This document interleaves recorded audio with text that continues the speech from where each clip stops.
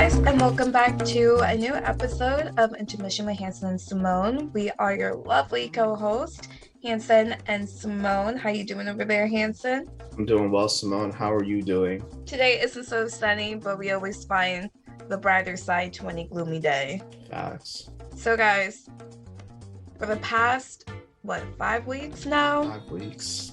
5 weeks, Bel-Air has been taking over every platform, and we are here to talk about it today. Yes, we are. Yeah. So if y'all don't know, Bel-Air is a darker, grittier reboot of the beloved family sitcom The Fresh Prince of Bel-Air, starring Will Smith.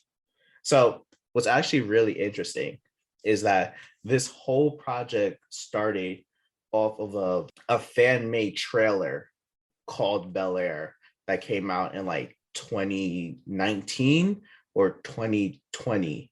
It was just like this fan-made trailer of a darker, grittier, and Will Smith saw it and he was like, yes, let's run with it. And here we are in 2022 with the drama Bel-Air, which I find it interesting when we do reboots or remakes of old shows, because now we're able to tackle darker or more serious issues that the original wasn't able to do because of restrictions based on the network. Well, I don't even think it's restriction based off of the network. It's just that time period.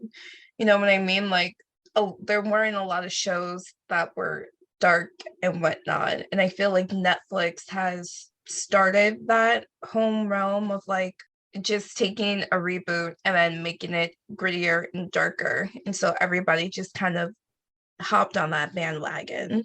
Yeah, we can see that. But I mean, all the characters have sort of like a different take to them, or it's a combination of who they were in the original and just new elements in the reboot. Like, you could still see some of like Will's goofiness that he had in the original that they brought over, but he's like more serious, or like it's more emotional that's going on in the show. I also feel like, okay, so Mom and I watched a few episodes of Fresh Prince of Bel-Air the other night. Okay.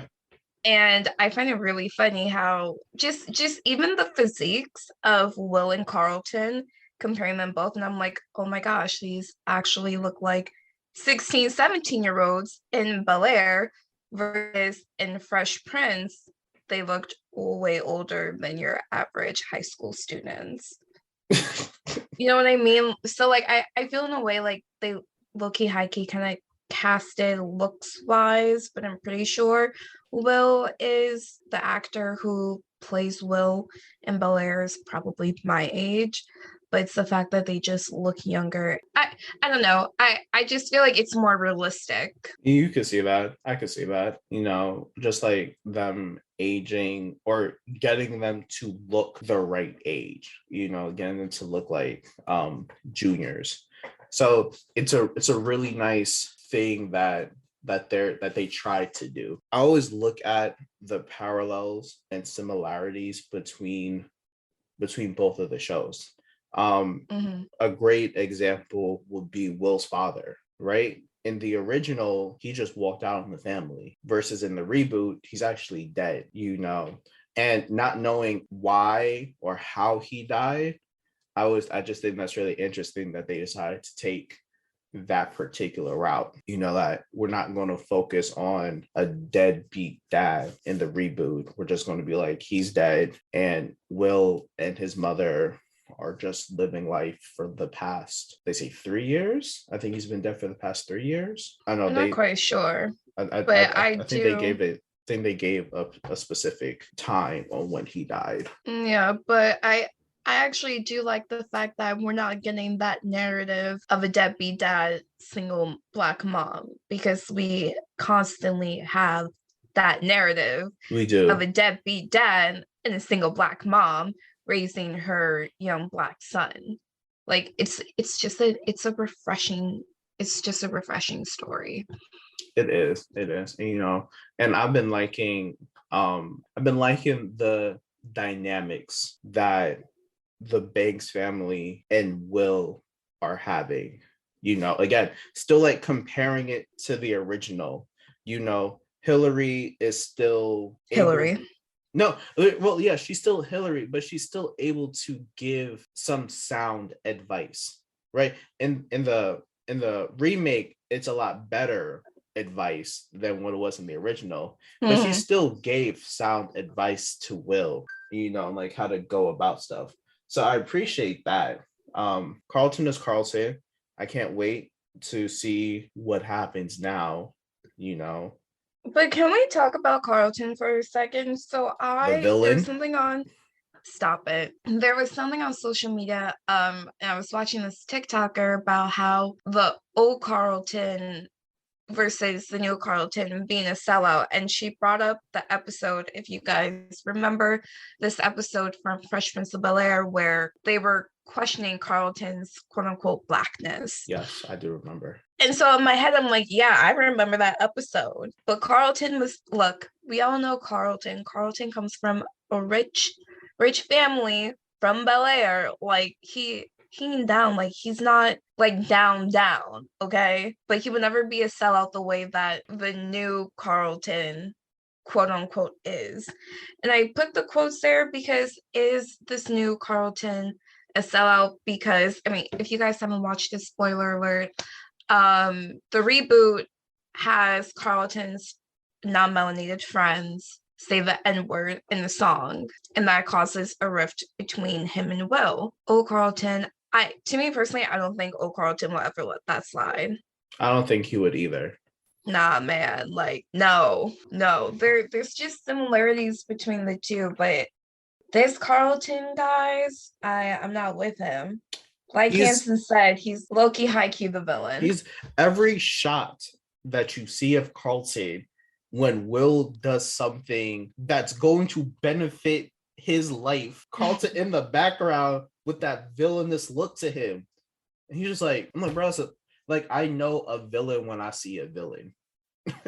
He's just the remake Carlton in Bel-Air, he's very insecure that Will is going to take his place, which, if you guys see Bel-Air, if you guys watch Bel-Air, that's how it comes across, though his place in his family will never change. They're getting the son that they wish Carlton could have been.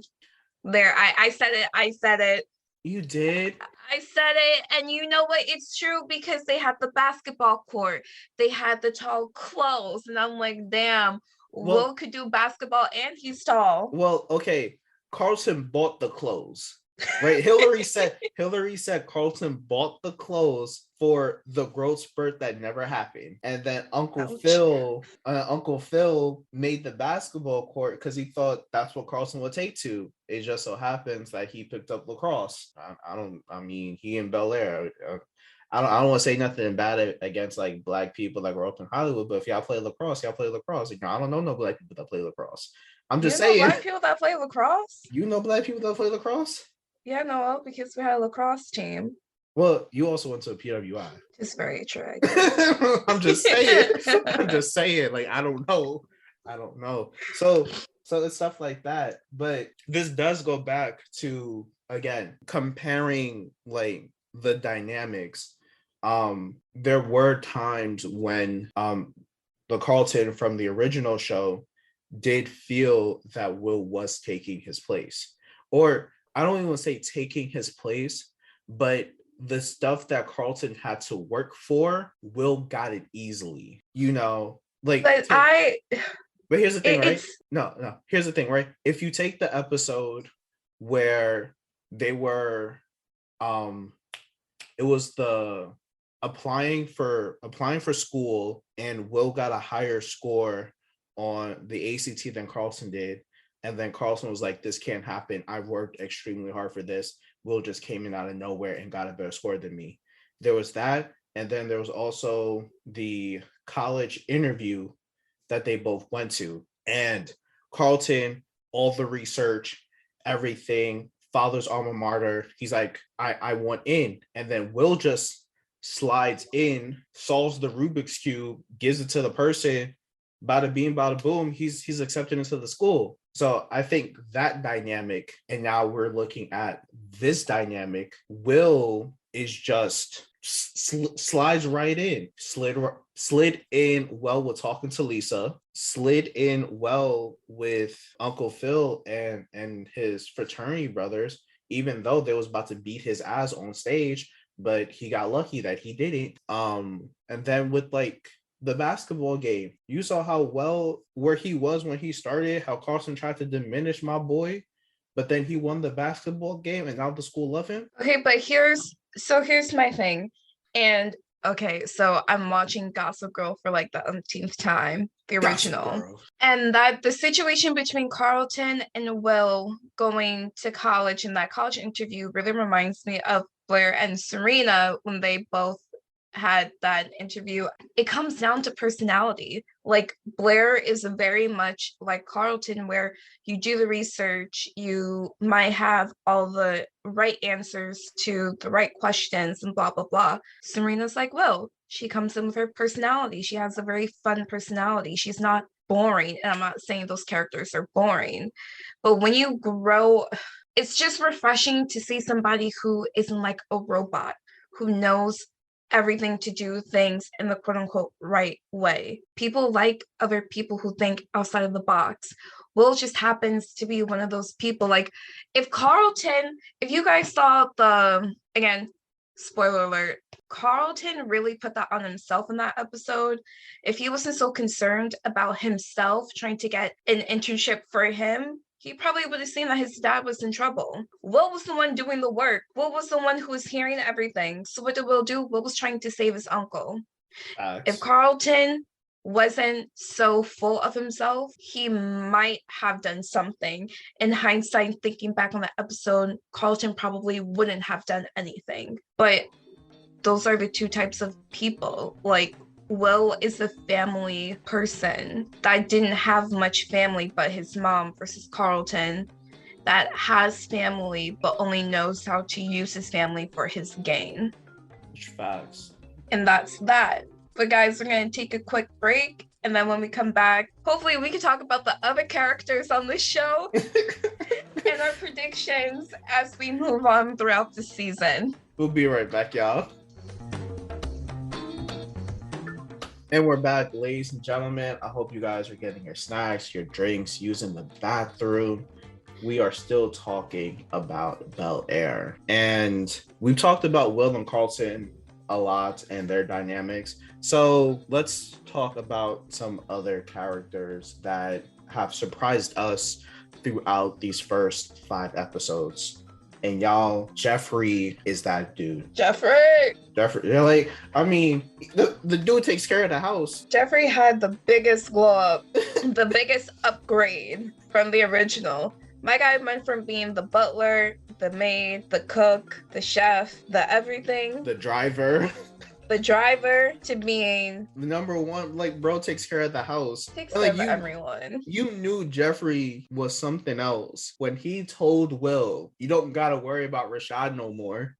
I'll handle it. I was like, nigga, what? What you mean? I don't gotta worry about the dude from West Philly that got a hit on me that wants me dead. Right. I was like, bro, Jeffrey, my guy, what? Oh my God. I can't wait to see what else more they have in store for Jeffrey. I'm actually like really curious to know his relationship with Ashley, because from what we got from like episode 5, with Ashley being the youngest and her parents really focusing on the election, the DA election, it sort of just seems like Ashley just left by herself. Like, I know the feeling. Like in a way. So I'm curious to see how Jeffrey and his interactions with Ashley, you know, him being able to go out and bring in like her online friends to the